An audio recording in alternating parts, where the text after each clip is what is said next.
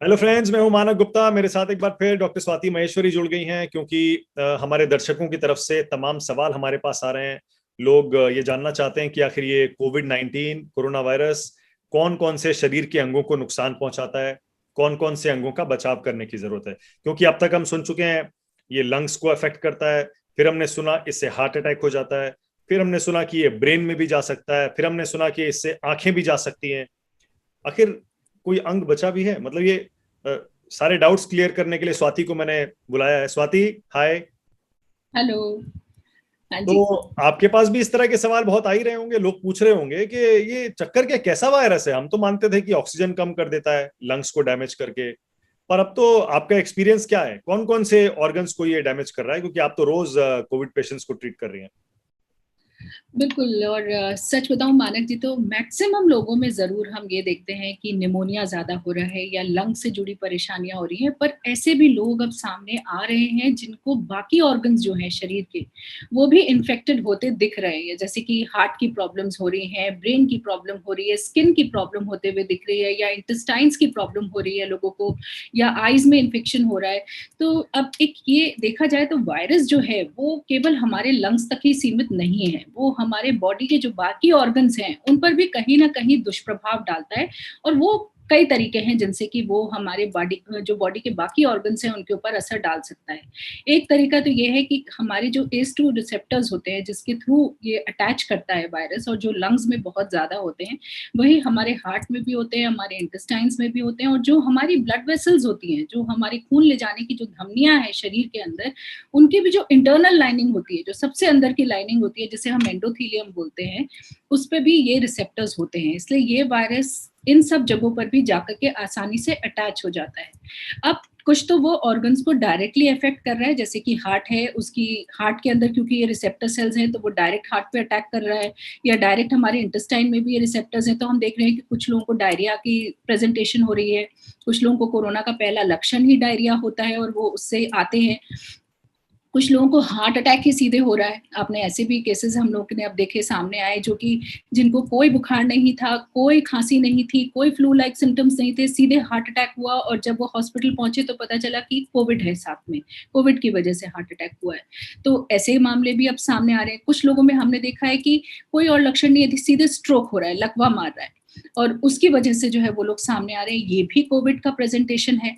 और कुछ लोगों में हम ये देखते हैं कि क्योंकि ये हमारी ब्लड वेसल्स को, एंडोथीलियम को सीधे इन्फेक्ट कर रहा है, तो एंडोथीलियम हमारी ब्लड वेसल्स की ऐसी लाइनिंग होती है जो कि अगर इरोड हो जाए किसी वजह से, तो वहां जो है प्लाक्स बनने लगते हैं, और इसी को हम ब्लड क्लॉटिंग बोलते हैं। यानी कि वो जो नलियां हैं उनके अंदर क्लॉट्स बनने लगते हैं, और वहां से जो खून का प्रवाह है वो आगे की ओर जाने में दिक्कत करने लगता है।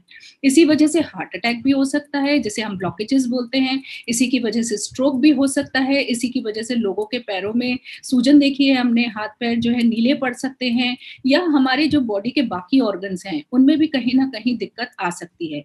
एक और तरीके से जो हमारे शरीर को ये अफेक्ट करता है वो है साइटोकाइन स्टॉर्म। क्योंकि जो वायरस है वो जब हमारे शरीर के अंदर पहुंचता है तो हमारे बॉडी भी उससे फाइट करने की कोशिश करता है। और जब उससे हम फाइट करने की कोशिश करते हैं तो जो हमारी रोग प्रतिरोधक क्षमता है, हमारी एंटीबॉडीज हैं, वो इतनी ज्यादा बढ़ जाती है, इतनी उत्तेजित हो जाती है कि वो वायरस को तो नुकसान देते ही हैं, हमारी बॉडी को भी नुकसान देने लगती हैं हाथ के हाथ। तो हमारी बॉडी पे भी उसका दुष्प्रभाव पड़ने लगता है, क्योंकि वो जो एंटीबॉडीज हैं वो हमारे लिए भी एक तरह से आग का गोला बन जाती हैं। तो वो हमारे शरीर के जो बाकी ऑर्गन्स हैं उन पर भी उसका बुरा असर पड़ने लगता है। तो ये कुछ तरीके हैं जिससे कि वायरस जो है हमारी बॉडी पर तरह तरह से एक्शन कर रहा है और हमें नुकसान पहुंचा रहा है। तो हमारे लिए अलर्ट रहना, उन लक्षणों को पहचानना, समय से पहचानना बहुत ज्यादा जरूरी है। ओके, तो ब्रेन हो गया, यानी कि आपका मस्तिष्क, फिर आपका हार्ट हो गया यानी कि आपका दिल, फिर आपने बताया कि आंखों पर भी असर डाल सकता है, फिर आपने बताया कि आपकी इंटेस्टाइन्स यानी आपके पेट पर भी असर डाल सकता है। वाइटल ऑर्गन्स में क्या लिवर और किडनी, क्या इन पर भी असर डाल सकता जी है? हाँ। लिवर और किडनी भी देखिए, ये तो हमने हमेशा ही वायरल इन्फेक्शंस के साथ देखा है कि बॉडी, चाहे वो डेंगू हो या हमने पहले भी जिन वायरल इन्फेक्शंस के साथ डीलिंग करी है, ये हमने देखा है कि जो वायरल इन्फेक्शंस होते हैं वो, क्योंकि जो हमारी बॉडी में जो रिएक्शन होता है उस वायरल इन्फेक्शन के अगेंस्ट, उसकी वजह से लिवर, किडनी, ये जो सारे हमारे वाइटल ऑर्गन्स होते हैं बॉडी के, वो सब इफेक्टेड होते हैं, कहीं ना कहीं रिएक्ट करते हैं। तो लिवर में हम बहुत कॉमनली इस वक्त कंजेशन देख रहे हैं, जो कि कोरोना के पेशेंट्स में देखा जा रहा है। तो इस तरह से ये हमारे बॉडी के डिफरेंट डिफरेंट ऑर्गन्स को इफेक्ट करता है। लेकिन खास तौर से क्योंकि जो लंग और हार्ट जैसे जो ऑर्गन्स होते हैं, उनमें जब कुछ भी इफेक्ट होता है तो वो बहुत जल्दी प्रेसिपिटेट होता है, वो बहुत जल्दी लक्षण के रूप में सामने आता है। लेकिन लिवर और किडनी जो होते हैं, ये ऐसे ऑर्गन्स हैं जो एकदम से प्रेसिपिटेट नहीं करते, इनके लक्षण एकदम से सामने नहीं आते, इसमें वक्त लगता है। इसलिए हम ज्यादा लक्षण जो लोगों में उभरते हुए देख रहे हैं, वो ब्रेन, हार्ट, लंग्स, इनसे उभरते हुए जो लक्षण है वो हमें ज्यादा तौर से सामने स्वाभाविक रूप से दिखाई दे रहे हैं। और जो अंदर अंदर डैमेज होता है बॉडी में, वो हमें ब्लड पैरामीटर्स से और इन चीजों से ज्यादा पता चलता है, इसकी बजाय कि उसके लक्षण कुछ उभर करके सामने ज्यादा है। ओके, तो लिवर और किडनी को क्योंकि उसमें टाइम लेता है अफेक्ट होने में, डैमेज होने में, तो उनको आराम से ट्रीट किया जा सकता है, लेकिन क्योंकि उसके लक्षण भी आराम से आएंगे, थोड़ा टाइम से आएंगे ये। लेकिन ब्रेन, हार्ट और लंग्स, इन पर यानी आपकी सलाह यह है कि पहले ध्यान देने की जरूरत है। ब्रेन हाँ, से बिल्कुल। जुड़ा कोई लक्षण आए, हार्ट से जुड़ा कोई लक्षण हो या लंग्स से जुड़ा कोई लक्षण हो, जी, तो उनको बिल्कुल। पहले अटेंड करना जरूरी है, क्योंकि उनसे जान जा सकती है। देखिए, जान तो खैर सभी से जा सकती है, पर हमें पता ही नहीं चलता है। लिवर और किडनी वाले जो ज्यादातर लक्षण हैं, वो हमें इतनी जल्दी महसूस नहीं होते हैं, उसमें हमें थोड़ा वक्त लगता है उनको महसूस करने में। अनटिल लेस कोई पहले से ही लिवर का पेशेंट है या पहले से ही किसी को किडनी की प्रॉब्लम है, तो पहले से ही उनके पैरामीटर्स डिरेंज्ड हैं, तो उनका जो डाउनफॉल होगा वो थोड़ा ज्यादा फास्ट होगा एक नॉर्मल व्यक्ति के मुकाबले, क्योंकि पहले से डैमेज्ड ऑर्गन्स हैं और उसके ऊपर इन्फेक्शन हो रहा है, तो वो चीजें तो बहुत ऑब्वियस होंगी और एकदम सामने दिखाई देंगी।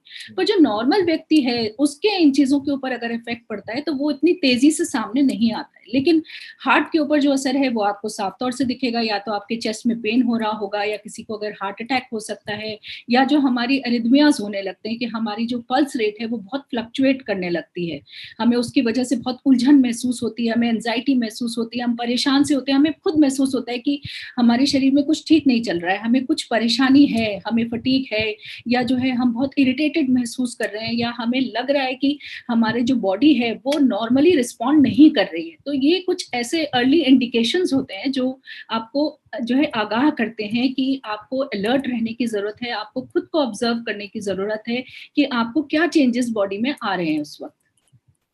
ओके, और जाहिर है कि अगर इस तरह के कोई लक्षण दिखें तो फौरन डॉक्टर को दिखाएं और उनका इलाज कराएं, क्योंकि अगर सही समय पर, बिल्कुल। हाँ, सही समय पर अगर आपने उनको पकड़ लिया, खासतौर से ये 3 सिम्टम्स, ब्रेन, हार्ट और लंग्स, तो उनको ट्रीट जी, करना। बिल्कुल। देखिए, क्योंकि जैसे मानक जी मैं आपको बताऊँगी, अभी क्या है कि एक तरफ से आपको कोरोना का इन्फेक्शन हुआ है, आपको बहुत एंग्ज़ायटी है अंदर से, हर कोई पैनिक करता है, जिसको भी कोरोना का इन्फेक्शन होता है, उसको एक अंदर डर समाता है कि अब मुझे इन्फेक्शन हो गया, मुझे आगे क्या होगा, क्या नहीं होगा, परिवार भी परेशान होता है आपका।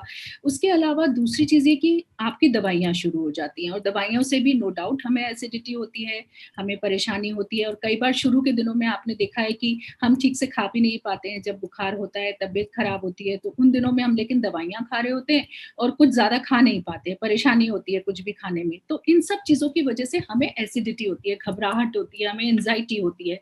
तो अक्सर हम एज़ अ डॉक्टर सुनते हैं लोगों से कि बहुत दिल घबरा रहा है, समझ नहीं आ रहा है क्या करें, कहीं हमें हार्ट अटैक तो नहीं हो रहा है। तो लोगों के मन में उस टाइम पे ये परेशानी आती है। तो पहली बात तो ये है कि हमें हार्ट अटैक हो रहा है या हमें किसी और वजह से चेस्ट पेन हो रहा है, इन दोनों को डिफरेंशिएट करना बहुत ज़रूरी है, इसको समझना बहुत ज़रूरी है। अगर आपको छाती के बिल्कुल बीचों-बीच दर्द हो रहा है, किसी को भी अगर छाती के बीचों-बीच दर्द हो रहा है और वो दर्द से ज़्यादा एक प्रेशर की तरह है, जैसे कि किसी हाथी ने मेरे छाती के ऊपर पैर रखा हुआ है, कि आपको कॉन्स्ट्रिक्शन की तरह से फ़ील हो रहा है, और अगर वो दर्द आपके जबड़े में जा रहा है या आपके हाथों में जा रहा है या हाथों के अंडर वाली साइड पे जा रहा है या बैक में जा रहा है, पीछे जा रहा है, क्योंकि फीमेल्स में पीछे ज़्यादा जाता है और मेल्स में हैंड्स में और जॉज़ में ज़्यादा आता है। अगर आपको ये दिक्कत हो रही है, अगर आपको लग रहा है कि उस वक़्त आपको साँस लेने में भी दिक्कत हो रही है, या आपको पसीना छूट गया है इसकी वजह से, या जो है आप को ऐसा लग रहा है कि अब मेरा बिल्कुल दम घुट जाएगा, मेरे को बिल्कुल दम घुट रहा है, तो ये हार्ट अटैक के ज़्यादा लक्षण हैं। अगर आपको स्टैबिंग पेन हो रहा है, अगर आपको ऐसा लग रहा है कि ये एक जगह है जहाँ मुझे बहुत तेज़ी से सुई चुभ रही है या मुझे बहुत ही स्टैबिंग पेन हो रहा है, तो ये जनरली हार्ट अटैक नहीं होता है।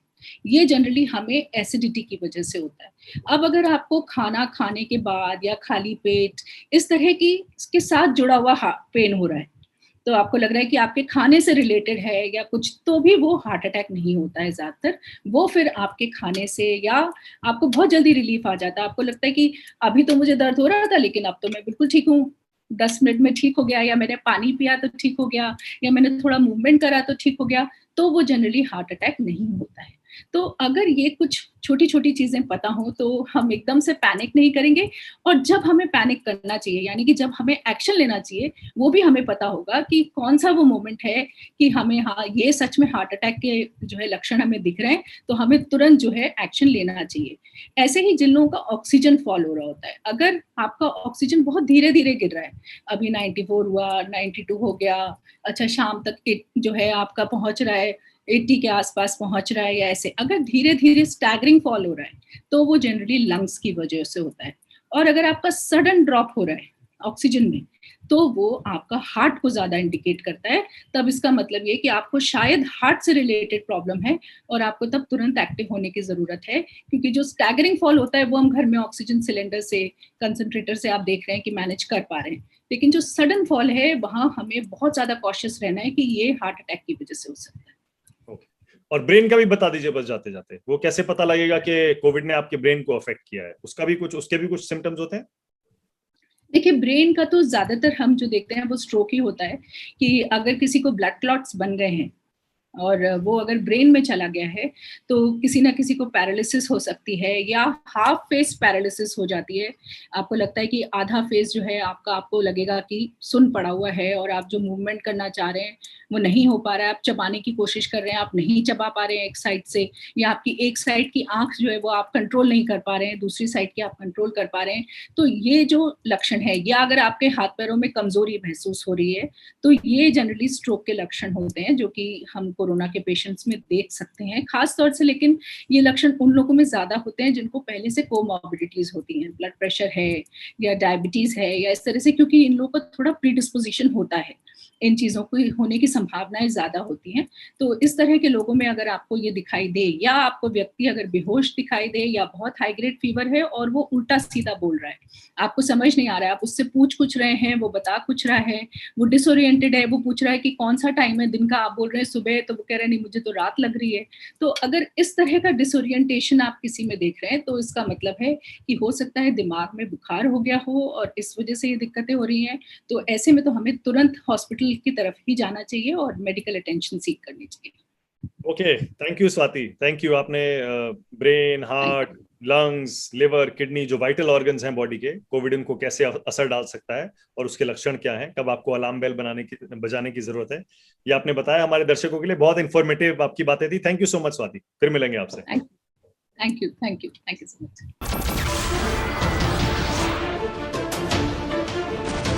नमस्कार, मैं हूं मानक गुप्ता। अगर आपको हमारा ये वीडियो पसंद आया हो तो इसे लाइक और शेयर जरूर करें, और हाँ, हमें सब्सक्राइब और फॉलो करना ना भूलें, ताकि आप देश और दुनिया की कोई खबर मिस ना करें। तो जुड़े रहिए हमारे साथ और देखते रहिए News 24।